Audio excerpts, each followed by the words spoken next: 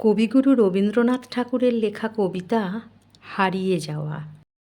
ছোট্ট আমার মেয়ে সঙ্গিনীদের ডাক শুনতে পেয়ে সিঁড়ি দিয়ে নিচের তলায় যাচ্ছিল সে নেমে, অন্ধকারে ভয়ে ভয়ে থেমে থেমে। হাতে ছিল প্রদীপখানি, আঁচল দিয়ে আড়াল করে চলছিল সাবধানী। আমি ছিলাম ছাতে, তারায় ভরা চৈত্র মাসের রাতে। হঠাৎ মেয়ের কান্না শুনে উঠে দেখতে গেলাম ছুটে।